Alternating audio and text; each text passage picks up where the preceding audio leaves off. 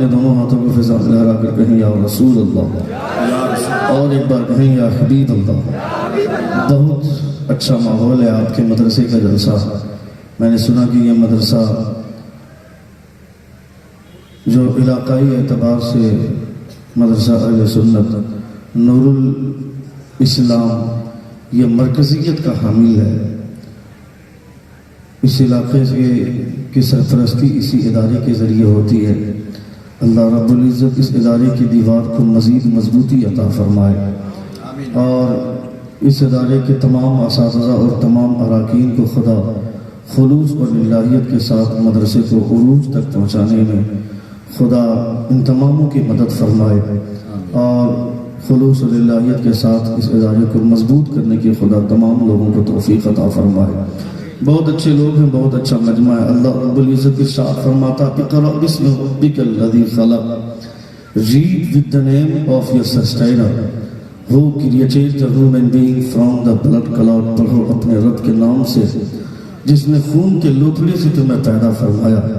قرآن مقدس کی سب سے پہلی آیت نزول کے اعتبار سے اقرأ بسم ربک الذی خلق، read with the name of your sustainer who created the human being from the blood clot، پڑھو اپنے رب کے نام سے جس نے خون کے لوتھڑے سے تمہیں پیدا فرمایا۔ قرآن مقدس کی اس آیت کی تائید میں مصطفیٰ جان رحمت صلی اللہ تعالی علیہ وسلم ارشاد فرماتے ہیں طلب العلم فریضۃ علی کل مسلم و مسلمہ، search for knowledge is necessary, is essential for every Muslim male and Muslim female۔ علم دین حاصل کرنا ہر مسلمان مرد اور عورت پر فرض ہے۔ مصطفیٰ دوسری جگہ ارشاد فرماتے ہیں اطلب العلم ولو کان بالسین، seek the knowledge even going to China، seek the knowledge even it be in China۔ علم دین حاصل کرو اگرچہ تمہیں چین جانا پڑے۔ رسول دی وقار صلی اللہ تعالی علیہ وسلم جب پہلی جنگ لڑے تھے مصطفیٰ، غزوہ بدر کے موقع سے جو کفار قید ہو کر کے آئے تھے ان تمام قیدیوں کو آزاد کرنے کے لیے جب فدیہ مقرر کیا جا رہا تھا تب حضور نے ایک فرمان جاری کیا تھا۔ حضور فرماتے ہیں جو قیدی پڑھنا لکھنا جانتے ہیں وہ ایک قیدی کسی 10 مسلمان کو پڑھا دے ان سے فدیہ نہیں لیا جائے گا، یہ پڑھا دینا ہی ان کے لیے فدیہ ہو جائے گا۔ یہ حضور نے فرمایا تھا، یعنی حضور نے بتایا کہ علم کتنی بڑی اہمیت کا حامل ہے، ایجوکیشن کتنی امپورٹنٹ چیز ہے۔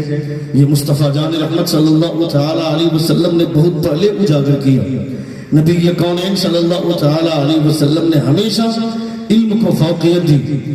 آج اسکول کے دیواروں پہ ہم یہ شعر لکھا ہوا دیکھتے ہیں کہ باپو جی کا یہی تھا کہنا ان پڑھ بن کر کبھی نہ رہنا، یہ دیواروں پہ چسپاں ہوتا ہے، یہ شعر دیواروں پہ لکھتے ہیں، مگر ان سے 1500 برس پہلے میرے مصطفیٰ نے فرمایا تھا education is the power, education is the light, العلم نور العلم قوت، education is the power, education is the light. نبی کونین فرماتے ہیں کہ دنیا میں اگر روشنی اگر ڈھونڈنا چاہتے ہو تو تمہیں بلب کا سہارا لینے کی ضرورت نہیں، اپنے سینے کو علم سے بھر دو، پوری دنیا میں تمہیں روشنی مل جائے گی۔ اگر تم طاقتور ہونا چاہتے ہو تو تمہیں کسی ہاتھی کو پالنے کی ضرورت نہیں ہے، تم اپنے سینے کو علم سے بھر لو، اللہ رب العزت تمہیں توانائی عطا فرمائے گا، خدا تمہیں طاقت عطا فرمائے گا۔ یہ میرے مصطفیٰ جان رحمت صلی اللہ تعالی علیہ وسلم کا ارشاد ہے۔ آج سے بہت پہلے لوگ جب چلتے تھے اس دنیا میں جیتے تھے تو لوگ یہ سمجھتے تھے جس کی لاٹھی اس کی بھینس ہے، مگر اب لوگ یہ بولتے ہیں کہ اب جس کی لاٹھی اس کی بھینس نہیں۔ اب جن سنکھیا کی بنیاد پر کوئی نہیں جیتتا ہے، قلم کی بنیاد پر لوگ آج جیتے ہیں۔ جس کے پاس قلم ہے وہی طاقتور ہوتا ہے، جس کے پاس علم ہے وہی طاقتور ہوتا ہے۔ آج کے ڈیٹ میں اگر مدرسے میں بچوں کو بیٹھ کر قرآن پڑھایا جاتا ہے تو لوگ بولتے ہیں کہ مدرسے میں پڑھاؤ گے مولوی بنے گا، حافظ قرآن بنے گا، اس سے زیادہ اس کی حیثیت کیا ہوگی؟ یہ کہیں پر بیٹھ کر کسی کا علاج نہیں کر سکتا ہے، کسی کے گھر کا نقشہ نہیں بنا سکتا ہے۔ میں ڈاکٹر اور انجینئر بننے کے خلاف نہیں بولتا، میں اس کی مخالفت نہیں کرتا۔ ہمیں تو اسکول میں ہمیں تو ایک ایسا ڈاکٹر بھی چاہیے جو ہاسپٹل میں بیٹھ کر جانور کا لباس پہن کر وہ جانوری کا مظاہرہ کرتا ہے، حیوان بن کر وہ ٹریٹمنٹ کرتا ہے جب کسی غریب کی بچی آتی ہے، ڈیلیوری پیشنٹ ہے وہ، اس کو درد سے شروع ہو چکا ہے، یعنی پیدائش، بچے کی پیدائش سے پہلے جو عورت کے پیٹ میں درد شروع ہوتا ہے اسے درد ذی بولتے ہیں۔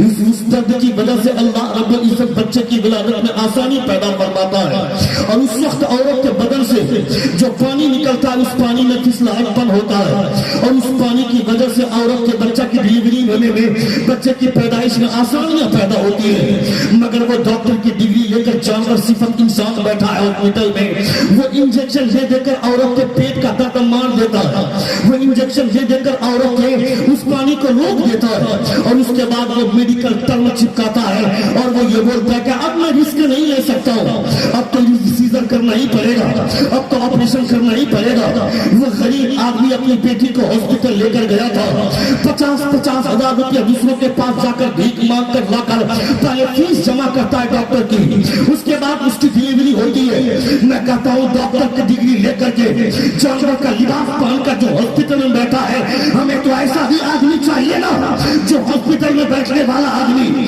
ڈاکٹر بھی ہو اور مصطفیٰ کا سچا وفادار بھی ہو، ڈاکٹر بھی ہو، مصطفیٰ کا کلمہ پڑھنے والا ہو، تاکہ جب کوئی غریب کی بیٹی اس کے ہاسپٹل میں آئے تو اس کا علاج فری آف کاسٹ کرے، یہ کہتے ہوئے کہ میں نے آج 15 بچوں کی ڈیلیوری پیسہ لے کر کیا ہے، اور آج کسی غریب کی بیٹی کا علاج بغیر پیسہ لے کے کروں گا، خدمت خلق سمجھ کر یہ اس لیے کروں گا میرے اس عمل سے میرے مصطفیٰ خوش ہو جائیں گے، اور اگر حضور خوش ہو گئے تو خدا خوش ہو جائے گا۔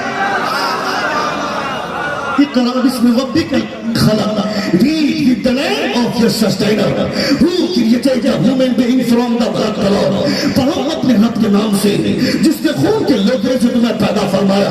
ہمیں ایسا بھی ڈاکٹر چاہیے ہاسپٹل میں جو جانور کا لباس پہن کر نہ بیٹھے، جو حیوانیت کا مظاہرہ نہ کرے۔ ہمیں مصطفیٰ کا سچا وفادار چاہیے۔ نبی کونین نے جو جہالت کا لباس اتروایا ہے، کس بنیاد پر؟ کوئی صرف ڈاکٹر رہے گا جب تک اس کے پاس شریعت کا علم نہیں ہوگا وہ جاہل ہے، جب تک کوئی آدمی انجینئر بھی ہو جب تک اس کے پاس شریعت کا علم نہیں آئے گا وہ جاہل ہے۔ میں کہنا چاہتا ہوں ہر آدمی جاہل اس بنیاد پر نہیں ہے کہ وہ صرف انجینئر بن گیا جاہل ہے، مگر اللہ رب العزت کی معرفت سے دور ہے، مصطفیٰ جان رحمت کی شریعت سے دور ہے۔ انجینئر بننے کے بعد بھی کھڑا کھڑا پیشاب کر رہا ہے، ڈاکٹر بننے کے بعد بھی کھڑا کھڑا پیشاب کر رہا ہے، تو اس کا مطلب ہے وہ جاہل ہے۔ ڈاکٹر بننے کے بعد بھی اس کے دماغ میں یہ بات چلے کھڑے ہو کر پیشاب کرنا حضور کی سنت کے خلاف ہے، کھڑے ہو کر پانی پینا حضور کے سنت کے خلاف ہے۔ میں کہتا ہوں یہ جو تمہارا لبادہ ہٹائے گا، یہ لبادہ صرف حضور کے علم کی وجہ سے آئے گا، نبی یہ کونین کی شریعت کی وجہ سے آئے گا۔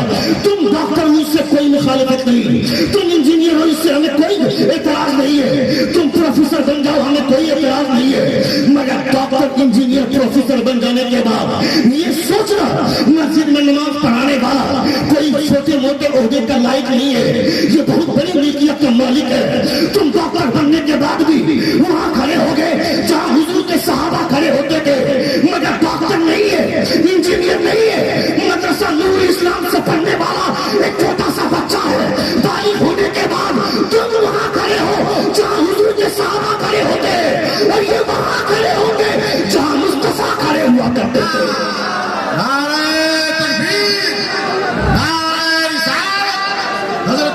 شہاب الدین صاحب اقرأ باسم ربك الذي خلق، read with the name of your sustainer who created a human being from the blood clot۔ جب علم آئے گا حقیقت جانے گا، جب ایجوکیشن آئے گا تو حقانیت کے پردے اس کے دماغ کے سامنے سے اٹھیں گے، جب علم آئے گا تب وہ سمجھے گا حضور کی محبت کیا ہے۔ وہ جو مفتی سلمان اظہری جن کو آج سلامت کے پیچھے ڈالا گیا، میں کہتا ہوں ان کا قصور کیا تھا؟ ان کا قصور صرف اتنا تھا کہ حضور کے ناموس پر اپنی جان دینے کے لیے تیار ہے۔ میں کہتا اے ظالم، جس وقت چیلنج کیا تھا آگ میں کودنے کی، اگر اتنی پاورفل تھے اس وقت کیوں نہیں سامنے آئے؟ اس وقت سامنے نہیں آئے، اسی وقت سے نشانے پر لے رکھا تھا مفتی سلمان اظہری کو۔ ایک چھوٹی سی بات کیا کہہ دی، ان کو جگہ جگہ پہ دوڑا رہے، کبھی اس تھانے سے اس تھانے میں، کبھی اس تھانے سے اس تھانے میں۔ تو میں لگتا ہے کہ سلمان اظہری صاحب جیل کے اندر نہ جائیں گے تو حضور کی تبلیغ کا مشن بند ہو جائے گا، مصطفیٰ کی شریعت کا سفر رک جائے گا۔ خبردار خبردار نہیں، علماء کرام جیل کے اندر رہیں یا جیل کے باہر رہیں تو ان کا کام ہوگا ہوگا، دین کا کام رکنے والا نہیں ہے۔ تم نے دیکھا نہیں کیا تفسیر ابو الحسنات 7 جلدوں میں علامہ سید ابو الحسنات نے جو لکھی ہے وہ جیل کی 4 دیواری کے اندر لکھی ہے۔ حضرت حضور قائد اہل سنت علامہ اشرف القادری نے جیل کے اندر زیر و زبر لکھی ہے۔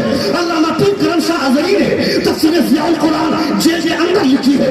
حضرت علامہ شیخ خسی رحمۃ اللہ تعالی علیہ شمس الدین سرخسی انہوں نے بادشاہ کے خلاف فتویٰ دیا تھا، ان کو زندہ کنویں کے اندر ڈال دیا گیا، اس کے اوپر سے سلیب ڈال دیا گیا، ان کا شاگرد اوپر بیٹھ کر املا پوچھتا تھا، وہ اندر بیٹھ کر مسئلے کا جواب دیتے تھے۔ جب اس کی کتاب آئی ہے 24 جلدوں میں المسعود نام کی کتاب آئی ہے، میں کہتا ہوں علماء جیل کے اندر رہے یا جیل کے باہر رہے، اسلام کا پرچم جیسے کل بلند تھا آج بھی بلند ہے، صبح قیامت تک بلند رہے گا۔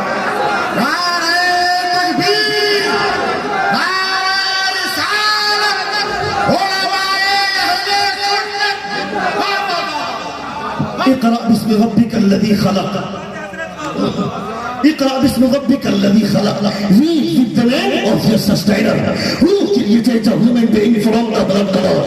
پڑھو اپنے رب کے نام سے جس نے خون کے لوتھڑے سے تمہیں پیدا فرمایا۔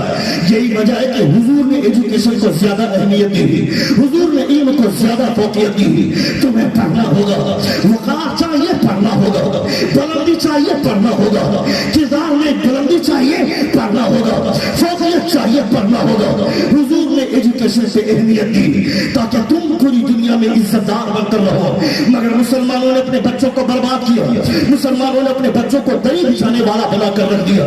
کوئی نیتا آ گیا تو کتے کی طرح اس کے پیچھے بھاگنے لگے، اس نیتا کے لیے کرسی بچھائیں گے، اس نیتا کے لیے دری بچھائیں گے۔ اے ظالم، کون ہے یہ نیتا کھڑا ہو کر پیشاب کرنے والا؟ اس کی حیثیت کیا ہے؟ اس کی اوقات کیا ہے؟ تمہیں خدا نے سردار بنا کر بھیجا ہے۔ اللہ فرماتا ہے انی جاعل فی الارض خلیفہ، میں زمین میں خلیفہ بنانے والا ہوں۔ جب جب خلافت کا تصور ہوگا پاور کا خیال آئے گا، جب جب خلافت کا تصور ہوگا اقتدار کا خیال آئے گا۔ تم نے اپنے بچوں کو کتا بنا کر رکھ دیا، تمہارے بچے نیتا کے پیچھے بھاگیں گے، نیتا کے لیے پیٹرول کے 1 لیٹر پیٹرول کے چکر میں اس کے پیچھے بھاگنے لگیں گے۔ کیا بھائی 4 لیٹر پیٹرول میری گاڑی میں آ جائے گا زیادہ؟ نیتاؤں کی ریلی میں بھاگنے لگے ہمارے بچے۔ تم اس کے لیے دنیا میں نہیں آئے ہو، پوری دنیا میں تمہیں سرداری کرنی ہے۔ نعرہ تکبیر، نعرہ رسالت، شاعر اہل سنت محترم جناب ذاکر اسماعیلی بہرائچ شریف۔ سن رہے ہیں آپ؟ سن رہے ہیں؟ کتنے لوگ سن رہے ہیں؟ ہاتھ اٹھا کر کہیں یا رسول اللہ، اور ایک بار کہیں یا حبیب اللہ۔ اقرأ باسم ربک الذی خلق، read with the name of your sustainer who created the human being from the blood clot۔ پڑھو اپنے رب کے نام سے جس نے خون کے لوتھڑے سے تمہیں پیدا فرمایا۔ یعنی قرآن مقدس کی سب سے پہلی آیت، نزول کے اعتبار سے سب سے پہلی وحی، سب سے پہلی آیت ہمارے زمین کو جھنجھوڑتی ہے کہ تمہیں پڑھنا چاہیے۔ اگر ایجوکیشن سے ہاتھ ہٹایا تو پوری دنیا تمہارے اوپر قابض ہو جائے گی، اور اگر ایجوکیشن کی بنیاد پر بنی اسرائیل امت قاہرہ کہی جاتی تھی، بنی اسرائیل کے دماغ میں صرف لڑائی بیٹھ چکی تھی، ان لوگوں نے پڑھائی چھوڑ دی۔ اللہ رب العزت کے پیارے رسول پر جب سب سے پہلی آیت آئی اقرأ باسم ربک الذی خلق، پڑھو اپنے رب کے نام سے، تب تمام صحابہ نے پڑھائی کرنا شروع کر دیا۔ ایسا پڑھے کہ دنیا میں تمام سائنسدان بن گئے، تمام لوگوں کے علم کا آسمان پوری دنیا میں ساتھ چڑھ کر بولنے لگا۔ تمہیں کیا لگتا ہے یہ جو آج کے ڈیٹ میں جو اسکول میں پڑھایا جاتا ہے فزکس، کیمسٹری، بایولوجی، یہ ہمارے بزرگوں کی پہچان ہے، ہمارے بزرگوں نے اس پر محنت کی ہے، یہ ایک الگ ٹاپک ہے، اس پر کبھی بات ہوگی۔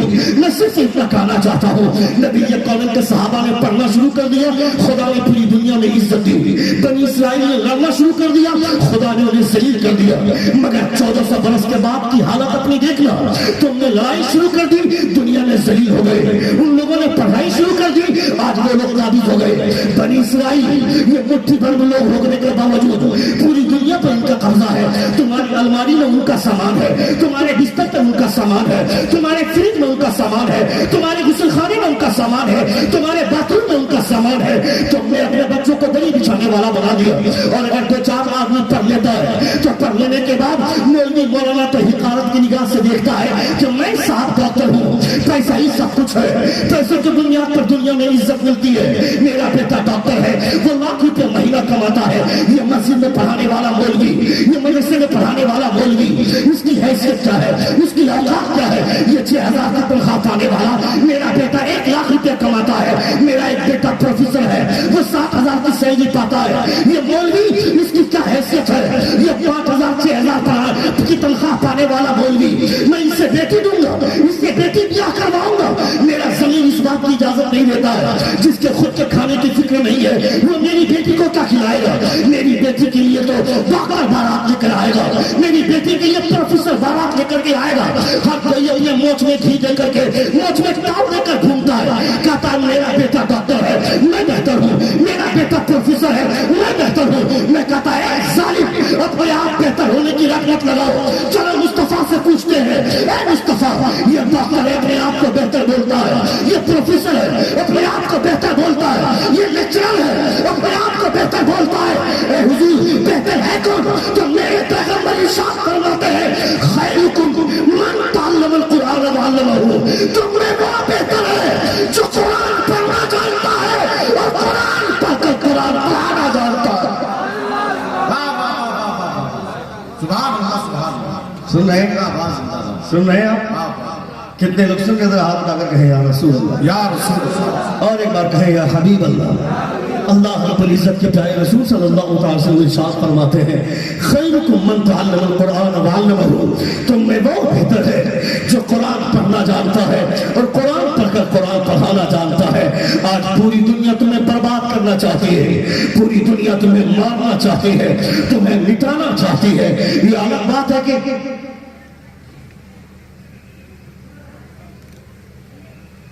मैं इससे डिस्टर्ब होता हूँ। मेरी तकरीर के दरमियान में कोट करके जाता है तो ऐसा लगता है कि मेरी छाती पर पांव रख करके जा रहा है। तकरीरें सुनना आपके लिए बहुत जरूरी है। आपने तकरीरें सुनने की आदत छोड़ दी, इसलिए आपकी हालत तबाह हो रही है, इसलिए आप हुजूर की शरीयत से दूर हो रहे हैं। रसूल वक़ार सल्लल्लाहु अलैहि वसल्लम के फरमादात से आप अपने आप को दूर रख रहे हैं। आपके समाज में जो गंदगी तहजीब फैली हुई है, आपके समाज के अंदर जो प्रागंदगी का माहौल है, ये सिर्फ और सिर्फ इस बुनियाद पर कि आपने अपने उलमा को सुनना बंद कर दिया है। जब तक लोग अपने उलमा को सुनेंगे, अल्लाह रब्बुल इज्जत उन्हें इज्जत की जिंदगी अता फरमाएगा। हर कोई अपने आप में महान खुद को समझता है कि मैं वीआईपी हूँ, मैं किसी मौलवी का क्यों सुनूंगा? मैं मदरसे का सदर हूँ, मैं मदरसे का सेक्रेटरी हूँ, मैं मदरसे का खजांची हूँ, मेरा मौलवी सुनेगा, मैं मौलवी की क्यों सुनूंगा? उसकी बात मुझे सुनने की क्या जरूरत है? वो मेरी बात सुनेगा। यही वजह है कि लोगों ने मदरसों पे तवज्जो बंद कर दी। सदर खुद आकर मदरसे में आकर हुकूमत चलाता है, मगर सदर का बेटा मदरसे में नहीं पढ़ता है, सेक्रेटरी का बेटा मदरसे में नहीं पढ़ता है, खजांची का बेटा मदरसे में नहीं पढ़ता है। इसलिए नहीं पढ़ाते ये लोग अपने बच्चों को कि मदरसे में हमारा बेटा पढ़ेगा। तो मदरसे के बच्चे जब पारा लेकर के शाबानुल मुअज़्ज़म के महीने में कांधे पर लेकर पारा जब घूमते हैं तो ये अपनी गुर्बत का ऐलान करते हैं, मेरा बेटा भी यतीम माना जाएगा, मेरा बेटा भी गरीब माना जाएगा।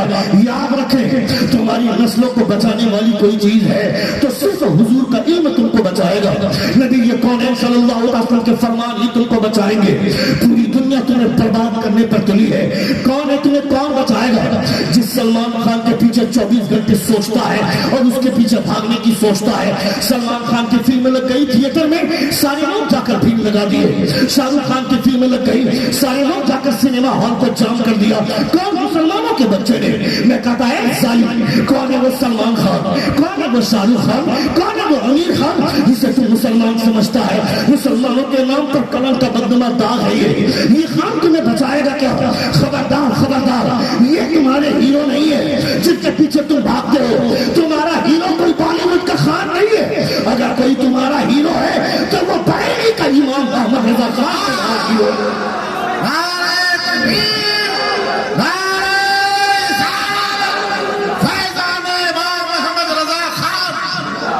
वो बरेली का इमाम मोहम्मद रजा खान तुम्हारा हीरो है।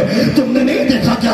एक बाप के बहुत सारे बेटे होते हैं, मगर जिस बेटे पर बाप का नाज होता है, जिस बेटे पर बाप का नाज होता है, वो बेटा बरेली का अहमद रजा है।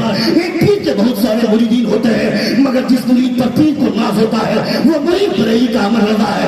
एक उस्ताद के बहुत بہت سارے شاگرد ہیں مگر جس شاگرد پر استاد کو ناز ہوتا ہے وہ شاگرد بریلوی کا امام احمد رضا ہے. تم نے سنا نہیں کیا حضور سید علیہ رسول اللہ فرماتے ہیں on the day of judgment when Allah Almighty should ask from me what have you brought from earth for me, I should present امام احمد رضا خان.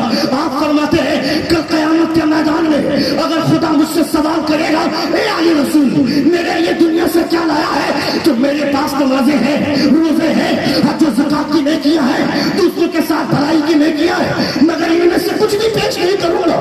خدا سے کہوں گا پروردگار میری زندگی بھر کی پونجی اگر کوئی ہے تو وہ بریلوی کا تاجدار امام اہل سنت ہے.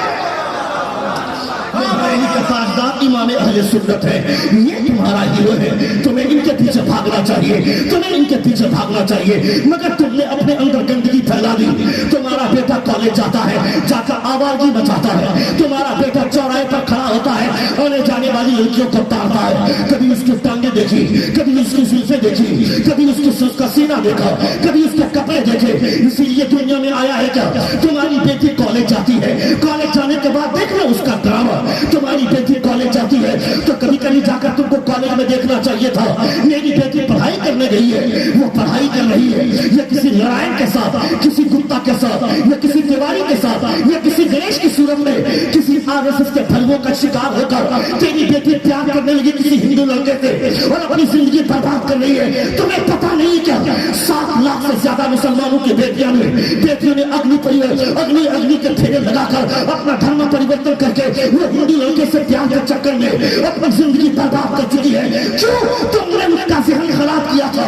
میری بیٹی ڈاکٹر بننا ہے, ڈاکٹر بنو گی پیسہ ملے گا, انجینئر بنو گی پیسہ ملے گا, پروفیسر بنے گی پیسہ ملے گا. میں کہتا ہے اپنی بیٹی کو یہ سب کچھ بتانے سے پہلے یہ بتانا چاہیے تھا کہ میری بیٹی ڈاکٹر بنے گی پیسہ ملے گا, انجینئر بنے گی پیسہ ملے گا, پروفیسر بنے گی پیسہ ملے گا, مگر یہ سب کچھ بننے سے پہلے فاطمہ کی کنیز بن جانا. پیسہ ملے نہ ملے جنت کا حصہ ضرور مل جائے گا.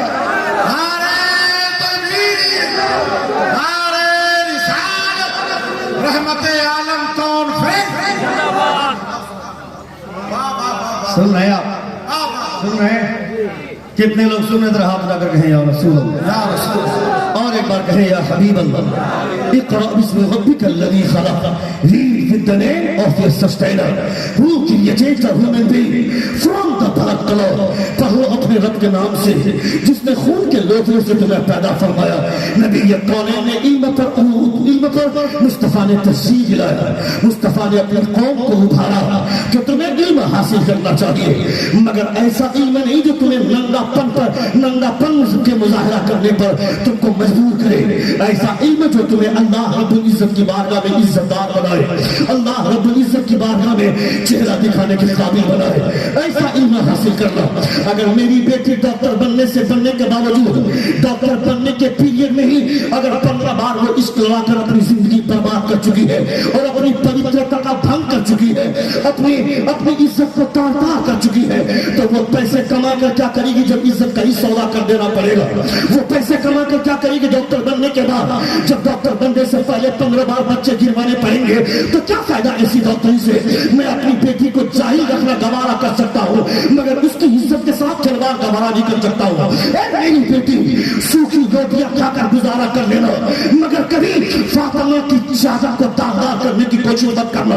سوکھی روٹیاں کھا کر زندگی گزارا کر لینا, مگر کبھی اپنی عزت کے ساتھ سمجھوتا مت کرنا. یہ کیا ڈرامہ چل رہا ہے. کسی نے 300 روپے کا ریچارج کر دیا, اسی کو دل دے بیٹھے. کسی نے شاپنگ میں 2-4 ڈریس دلوا دیا, اسی کو دل دے بیٹھے. کسی نے سنیما ہال لے کر گیا, اسی کو دل دے بیٹھے. یہ تمہارا دل ہے, یہ تمہارا دل ہے, یہ عالی امتیاز ہے کہ اپنی زندگی برباد کرتی ہے. میں کہتا دل نہیں لگانا ہے تو مصطفیٰ سے کیوں نہیں لگاتے ہو. جب کوئی حضور سے دل لگاتا ہے اس کی زندگی کتنی ہنسی ہوتی ہے جاننا چاہتے ہو. حضرت باعث بستانی رضی اللہ تعالیٰ ہر قدم پر 2 رکعت نماز ادا کر رہے ہیں. سوچا کہ آج میں خانہ کعبہ کا طواف کروں گا, ایک الگ رنگ میں, ایک الگ ڈھنگ میں.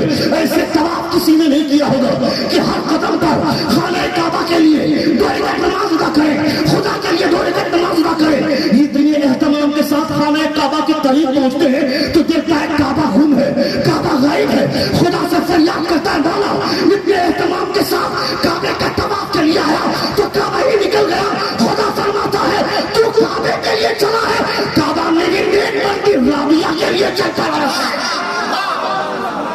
زور سے بولے، زور سے بولے، زور سے بولے. مجمع سے نعرہ نہیں لگتا ہے کیا؟ سبحان اللہ، سبحان اللہ. مجمع سے نعرہ نہیں لگتا ہے؟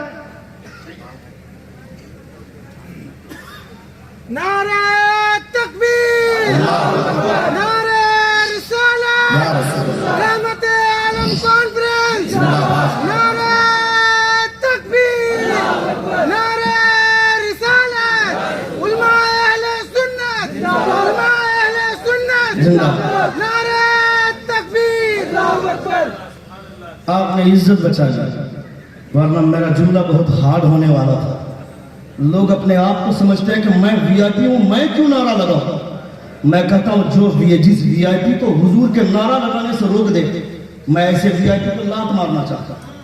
اگر آپ اپنے آپ کو سیٹ سمجھتے ہیں، اپنے آپ کو بہت بڑا ایجوکیٹڈ سمجھتے ہیں، تو آپ کے ایجوکیشن سے کوئی معنی نہیں ہے جو حضور کا نام لینے سے روک دیا تھا. اللہ رب العزت کا نام کا نعرہ لگانے سے آپ کو روک دے. ایسی ایجوکیشن کو لات مارتا ہوں میں، اور ایسے سیٹ پنے کا مظاہرہ کرنے کی کوئی ضرورت نہیں ہے. یہ حضور کی محفل ہے، یہاں سب سے بڑا کوئی وی آئی پی ہے تو میرے مصطفیٰ ہے.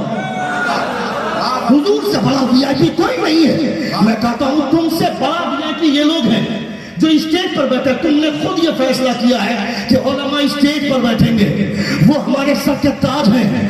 تم نیچے بیٹھو گے، تم ان کے سامنے بیٹھو گے، یہ تمہارے سامنے بیٹھیں گے. جب یہ تمہارے سامنے یہ وی آئی پی ہے، جب یہ اللہ اور اس کے رسول کا نام لے لیتے ہیں، جب یہ نہ خدا کا نام کا نعرہ لگاتے ہیں، تو تم کو کس نے روکا ہے؟ تم کو کس علم نے روکا ہے؟ تم کو کس ایجوکیشن نے روکا ہے؟ اپنے نسلوں کو اس پر بھی تربیت دینے کی ضرورت ہے. بہت سارے لوگ بولتے ہیں کہ ڈاکٹر، انجینئر، پروفیسر، لیکچرر سنیوں کے جلسے میں نہیں ہوتا ہے، اس لیے کہ سنیوں کے جلسے میں سبحان اللہ بہت زیادہ بلوایا جاتا ہے. میں کہتا ہوں اگر جلسوں میں بیٹھ کر وہ ڈاکٹر سبحان اللہ نہیں بول سکتا ہے، وہ سبحان اللہ نہیں بول سکتا، اللہ کے رسول کا نام نہیں لے سکتا ہے، تو اس کا جلسے میں نہیں آنا بہتر گھر ہی میں رہے. حضور کی محفل میں بیٹھ کر خدا کے نام کا نعرہ نہیں لگائے گا، کب لگائے؟ گھر میں تو کبھی فرصت ہی نہیں ملتی ہے. گھر میں بیوی بچے ساتھ بیٹھ کر کارٹون دیکھتے ہیں، فلمیں دیکھتے ہیں.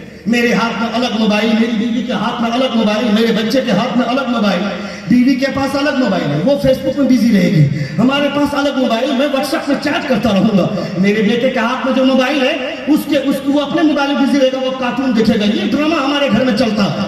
میرا بیٹا 3 سال کا، وہ جیب میں سے ریکارڈ میں بیٹھ کر جیب سے موبائل نکال کر موبائل کا پاٹا لاک کھولتا ہے، موبائل کی گیلری آن کرتا ہے، موبائل میں یوٹیوب کھولتا ہے، کارٹون نکال لیتا ہے. نانی تیری مورنی کو مور لے گئی. شوہر بھی ہنستا ہے، بیوی بھی ہنستی ہے، اور شوہر اپنے دوستوں کے سامنے آ کر چرچا کرتا ہے. میرا بیٹا ہائی اسٹیٹس کا برین رکھتا ہے، بہت تیز دماغ ہے اس کا. روز پیٹرن لاک بدل دیتا ہوں، روز پیٹرن لاک کھول دیتا ہے. میں گیلری چھپا کر رکھتا ہوں، پھر بھی گیلری ڈھونڈ لیتا ہے. اب تو یوٹیوب کھول کر کے کارٹون نکال لیتا ہے. اتنا دماغ رکھتا ہے. میں کہتا ہے اے ظالم، تیرے بیٹے نے کوئی بہت بڑا تیر نہیں مارا ہے جو یہاں آ کر اپنے دوستوں کے سامنے چوراہے پر بات کر رہا ہے. تو اس دن فخر سے بولنے کے قابل ہو جائے گا جس دن تیرا بیٹا قرآن کھولنا جان جائے گا. اس دن یہاں نہیں، رام گڑھ کے چوک پر چھوڑ دو، رانچی کے چوک پر چھوڑ دو، دلی کے چاندنی چوک میں کھڑے ہو کر سینہ ٹھوک کر بولو کہ میرا بیٹا موبائل کا پاٹا لاک کھولنا نہیں جانتا، میرا بیٹا یوٹیوب کھولنا نہیں جانتا، مگر خدا کا شکر ہے میرا بیٹا قرآن کھولنا جانتا ہے اور قرآن کھول کر قرآن پڑھنا جانتا ہے. جس دن تمہارا بچہ اس قابل ہو گیا اس دن آپ اپنا سینہ ٹھوک کر بول سکتے ہیں. مگر کارٹون کھولنے والا بچہ کتنا ذہین ہوگا، جو بیٹا یوٹیوب کھولتا ہے وہ کتنا ذہین ہوگا. یہ کام تو آوارے لچوں کا کام ہے. تمہارا بیٹا قرآن کھولا، مجھے اس بچے پر رشک آتا ہے. چھوٹے چھوٹے بچوں کو لوگ ویڈیو دکھاتے ہیں کبھی کبھی.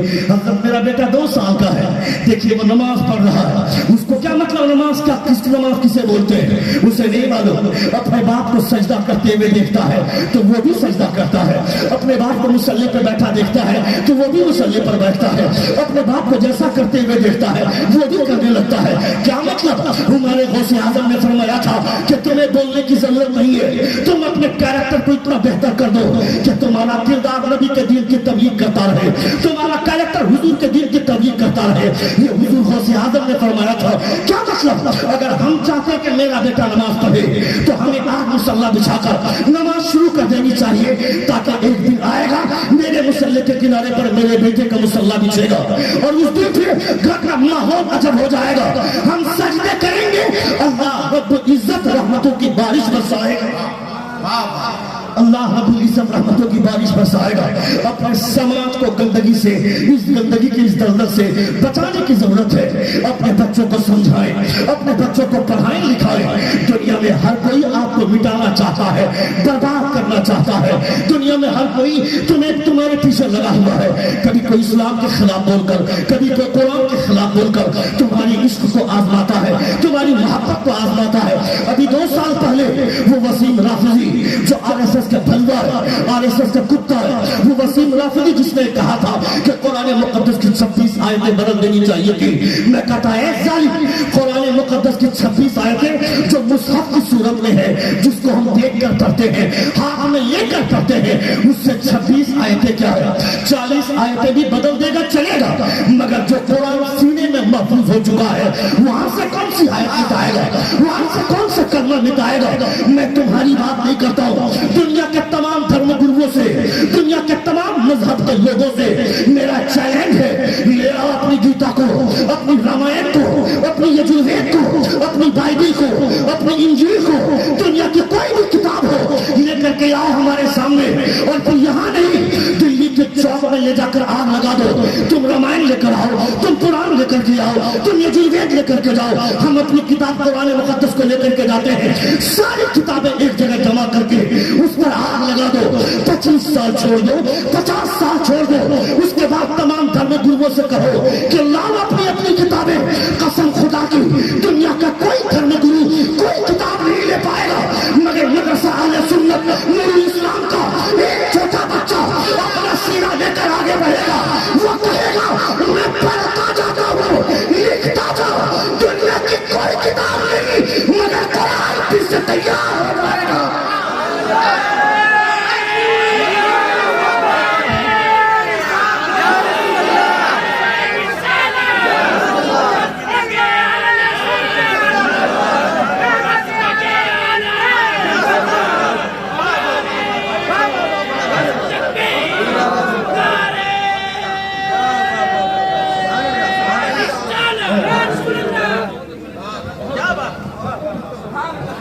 ایک بھی شخص کا ہاتھ نیچے نہ رہے, بات عظمت قرآن کی ہو رہی ہے. نعرہ تکبیر, نعرہ رسالت, عظمت قرآن, فیضان قرآن, مذہب اسلام, حفاظ کرام, مفتی شہاب الدین ثقافی. تمہیں کیا لگتا ہے مدرسے کے ان بچوں کے پیچھے جتنی محنت کی جاتی ہے ایسے ہی محنت نہیں کی جاتی ہے؟ پوچھ لینا کبھی محترم سے, ایک ایک دروازے پر کبھی چاول مانگنے چلے گئے, کبھی دال مانگنے چلے گئے. مدرسے کے اساتذہ, مدرسے کا صدر, سیکریٹری, خزانچی, ایک ایک آدمی کے دروازے پر 15 بار 20 بار جانا پڑتا ہے کہ آج اچانک دال ختم ہو گئی, آج اچانک چاول ختم ہو گیا, کبھی آلو ختم ہو گیا, کبھی سبزی ختم ہو گئی. یعنی یہ سارے معاملات مدرسوں میں رہتے ہیں. پوچھو ان کو مانگنے کی ضرورت کیا ہے؟ یہ بچے کہیں سے آئے ہیں, اگر چاول نہیں ہے تو بھیج دیجئے نا اس کو, اگر تمہارے پاس آتا نہیں ہے تو بھیج دو اس کو اپنے گھر میں کھانا کھا لیں گے. مگر ان کے دماغ میں یہ بات معلوم ہے, ہم جو تیار کر رہے ہیں یہ صرف انسان کا بچہ جس کو ہم پرورش کر کے بڑا نہیں کر رہے ہیں, بلکہ یہ قرآن کے محافظ لوگ ہیں. جب آنے والا وقت آ جائے گا دنیا کا ہر کوئی ان کے سامنے ماتھا ٹیکے گا. یہ چھوٹا بچہ جن کی آج دستار ہونے والی ہے, تم ان کو کیا سمجھتے ہو؟ یہ اکیلا پوری دنیا کے مذہب کے لوگوں کو چیلنج کر سکتا ہے کہ کون ہے میرے مقابلے میں. تم آؤ, انجیل بھی قرآن, انجیل بھی اللہ رب العزت کی کتاب ہے, مگر سوائے پیغمبر کے کسی کو انجیل یاد نہ ہوئی. یہ بھی متزبور بھی اللہ رب العزت کی کتاب ہے, مگر سوائے نبی کے کسی کو کوئی کتاب یاد نہیں ہوئی. مگر میرے مصطفیٰ मुस्तफा ने कौन सा एहसान फरमाया? अल्लाह फरमाता है इन्ना अरदना अल-अमानता अला समावाति वल अर्द वल जिबाल फअबैना अन यहमिलहा व अशफaqna मिनहा व हमलहा अल-इंसान। अल्लाह फरमाता है कि जब मैंने जिन्नात को पेश किया, मैंने पहाड़ों को पेश किया, समंदर को पेश किया, जमीन को पेश किया, इस कुरान का बोझ उठाने के कोई काबिल न रहा, मगर हमारा हर इंसान, एक छोटा बच्चा अपने सीने को कुरान लेकर सीने में कुरान लेकर के घूम रहा है। मैं कहता हूँ नबी ये कुरान का एहसान देखो, दुनिया की कोई किताब लाइब्रेरी में है, बीमारी में है, दुनिया की कोई किताब किसी के सीने में नहीं रहता, मगर अल्लाह का एहसान कि ये कुरान मुसलमानों के बच्चों के सीने में मौजूद है। ये कुरान का एजाज है, ये कुरान की बरकतें हैं। जिंदगी ने फिर कभी वफा की तो इंशाअल्लाह ताला गुफ्तगू होगी। हमारे बोलने में या आपको सुनने में कोई गलती हुई हो, सभी हज़रात हमारे साथ मिलकर बावाज़ बुलंद तौबा इस्तिग़फ़ार पढ़ें। अस्तग़फ़िरुल्लाह रब्बी मिन कुल्लि ज़ंबिन व अतूबु इलैह। जोर से कलमे शहादत पढ़िए, अशहदु अल्ला इलाहा इल्लल्लाहु व अशहदु अन्ना मुहम्मदन अब्दुहु व रसूलुहु। अस्सलामु अलैकुम।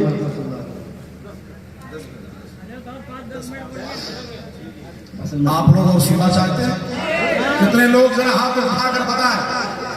नारे तकबीर, नारे रिसालत।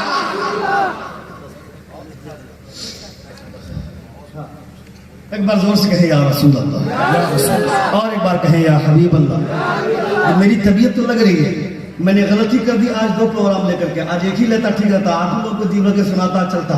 अख्तर परवाज नईमी साहब आ गए, आपको उनको भी सुनना है, और भी दिगर शोरा हज़रात तशरीफ ले आए, आपको उन सबों को भी मुलाहिदा करना है। बहुत अच्छा प्रोग्राम, बहुत अच्छे ढंग से आप बैठे हुए हैं, बहुत सलीके से आप सुन रहे हैं। अल्लाह रब्बुल इज़्ज़त आपके जज्बात को सलामत रखे। मैं कहना चाहता हूँ कि आप मदरसे की दीवार को मजबूत करें। मदरसे की दीवार मजबूत होगी तो आपका कद ऊंचा होगा। जोर से बोलिए सुभान अल्लाह। मदरसे की दीवार को कभी कमजोर मत होने दें। उंदुलुस की धरती पर, स्पेन की धरती पर 1000 साल तक मुसलमानों की हुकूमत रही, मगर आज मुसलमानों का नामो निशान मिट गया वहां से। किस बुनियाद पर? वहां के मदरसे बंद हो गए, वहां के मदरसों में पढ़ाई बंद हो गई, कुरान की तबलीग बंद हो गई, कुरान मुकद्दस का हिफ्ज़ बंद हो गया, कुरान मुकद्दस की तालीम बंद हो गई। वहां के लोगों के सीने से मुस्तफा का इश्क निकल गया, तो लोगों के वहां के ईसाइयों ने मुसलमानों को मूली और गाजर की तरफ काटना शुरू किया। मैं कहता हूं आपकी कौम को अगर कोई बचाएगा तो ये मदरसा ही बचाएगा। क्यों लोगों ने मदरसे की हुकूमत छीन ली उलमा से? क्यों मस्जिद की हुकूमत छीन ली उलमा से? अंग्रेज कोई ख्वाब देखता है, उसका रिजल्ट 50 साल के बाद उसको दिखता है, मगर वो ख्वाब देखना नहीं छोड़ते हैं। आपको पता है इन लोगों ने बहुत पहले प्लान किया था कि इस्लाम को कमजोर करना चाहिए। इस्लाम कैसे कमजोर होगा? इन लोगों ने मंसूबा किया कि इस्लाम को कमजोर करने की सिर्फ 2 सूरतें हैं। इस्लाम के लिए 2 मरकजी जगह हैं, एक मस्जिद है, दूसरा मदरसा है। मौजूदा हुकूमत भी बार बार मस्जिद को टारगेट कर रही है, बार बार मदरसे को टारगेट कर रही है। किस बुनियाद पर? इस्लाम की मरकजी जगह 2 है, एक है मस्जिद, दूसरा मदरसा। मस्जिद से अगर उलमा का पावर खत्म हो गया तो मस्जिद कमजोर हो जाएगी, मदरसे से उलमा का इख्तिदार खत्म हो गया तो मदरसा कमजोर हो जाएगा। कैसे इन लोगों ने प्लान किया? आज से 100 साल पहले मदरसे का सेक्रेटरी आलिम होता था, मदरसे का सदर आलिम होता था, मदरसे का खजांची आलिम होता था। आज से 100 साल पहले मस्जिद का सदर आलिम होता था, मस्जिद का सेक्रेटरी आलिम होता था, मस्जिद का खजांची आलिम होता था। आज के डेट में मस्जिद का सदर कौन? जो सबसे बड़ा चोर वो मस्जिद का सदर। आज की तारीख में मस्जिद का सेक्रेटरी कौन? जो सबसे ज्यादा झूठ बोलता है वो मस्जिद का सेक्रेटरी। जो सबसे बड़ा डकैत वो मस्जिद का खजांची। ये हमारा समाज है। मैं यहाँ के लोगों को नहीं जानता हूँ, मगर पूरे हिंदुस्तान की बात कर रहा हूँ, जिसमें जो रात भर अपनी बीवी का पांव दबाता है वो आकर इमाम को पूछता है फजर में कहा था, जोहर में कहा था, असर में कहा था। मैं कहता है जालिम, कभी अपनी बीवी को डराया है? रात भर बीवी का पांव दबाने वाला इमाम से पूछता है फजर में कहा था, इमाम से पूछता है जोहर में कहा था। ये सदा का ओहदा लेकर अपने मोच में ताव देकर घूमता है। जालिम, तुम्हें पता है मस्जिद का सदर किसे होना चाहिए? हुजूर सल्लल्लाहु अलैहि वसल्लम फरमाते हैं मस्जिद के मुतवल्ली होने का हक वो रखता है जो इमाम की गैर मौजूदगी में जाकर नमाज पढ़ा सके, वो मस्जिद का मुतवल्ली होने का हक रखता है। मैं कहना चाहता हूँ खबरदार खबरदार, तुम जहाँ खड़े होते हो वहाँ नबी के सहाबा खड़े होते थे और हमारा इमाम वहाँ खड़ा होता है जहाँ मुस्तफा खड़े होते थे।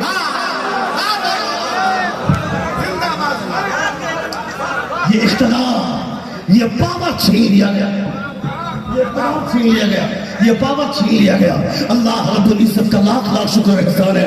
मैं नहीं जानता हूँ यहाँ का सदर कौन है, यहाँ का खजांची कौन है, यहाँ का सेक्रेटरी कौन है। खुदा के वास्ते इसे अपने ऊपर मत लीजिएगा, मैं किसी को टारगेट नहीं कर रहा हूँ। यहाँ के मस्जिद का मुतवल्ली कौन है, यहाँ का मस्जिद का सदर कौन है, सेक्रेटरी कौन है, खजांची कौन है, मुझे उससे मतलब नहीं है। मगर मैं एक बात कर रहा हूँ, आज से 100 साल पहले मस्जिद का सदर ऐसे होते थे, मस्जिद का सेक्रेटरी ऐसा होता था, मस्जिद का खजांची ऐसा होता था। ये जो इख्तियार छीन लिया गया, जानते हो हुआ क्या, रिजल्ट क्या निकला? अब मस्जिद का जो सदर है वो सूद खाता है। मस्जिद का इमाम अगर जुमे में खड़ा होकर बोलता है सूद खाना, अपनी माँ के साथ 36 मरतबा ज़िना करने के मुतरादिफ है। अगर इमाम बोलता है तो वो सूदखोर सेक्रेटरी आकर बोलता है, ए इमाम साहब ये मसला आपको मस्जिद में नहीं बोलना चाहिए था। उस लुच्चा सेक्रेटरी को पूछ कि ये मसला मुस्तफा ने मस्जिद नबी में बयान किया है। जब वहां बयान करना जायज है कि यहाँ बयान करने से कौन रोकेगा? यहाँ किसने रोका है? दुनिया की सबसे अच्छी मस्जिद मुस्तफा की मस्जिद है, जहाँ पे एक नेकी के बदले में 50,000 नेकी का सवाब मिलता है और एक गुनाह के बदले में सिर्फ एक गुनाह लिखा जाता है। वो हुजूर की मस्जिद है, नबी ने ये मसले वहां बयान किए हैं। यहाँ बयान क्यों होगा? यहाँ बयान क्यों नहीं होगा? यकीनन होगा। मेरे घर के मुल्की इमाम ज़बा करेगा, मेरे घर में फातिहा इमाम पढ़ेगा, मेरे घर में मेहमान आए हैं, उनके इस्तेक़बाल के लिए मेरा इमाम जाएगा। मैं कहता इतने खराब माहौल तुमने बना कर रखा है, और अगर मेरा इमाम मेरे किसी काम के वक्त में अगर मजबूरन ना आ सका, निकाल दो इस मौलाना को, निकाल दो इस इमाम को, ये हमारे मोहल्ले में रहने के लायक नहीं है। मैंने फातिहा करने के लिए बुलाया, इमाम आया नहीं।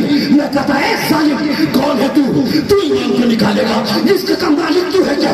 तुमने देखा नहीं क्या दिल्ली के सुल्तान शहंशाह औरंगजेब आलमगीर रहमतुल्लाह तआला अलैह दिल्ली के जामे मस्जिद में इमाम 1 महीना नहीं टिकता था, 1 महीने के अंदर अंदर इमाम बदल जाता था।